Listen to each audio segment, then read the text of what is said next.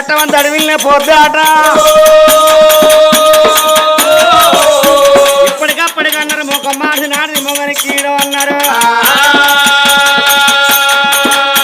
ఇల్లు చూడి ఇల్లు అల్లు చూడి ఇంటి లక్ష్మి పందిరి ఎప్పుడు ఉన్నారయ్యా కడగల్ల మొగలు కడిగిన శృంగారమే కడగకున్న శృంగారమే అన్నారు మనిషికి రంది దాకా రాదు కట్టకు పిప్పి దాకా రాదు బావా పిప్పి తలిగిన కట్టె ఎట్లా ఖరాబ్ అవుతుందో రంది తలిగిన మనిషికి అట్లా ఖరాబ్ అయిపోతాడు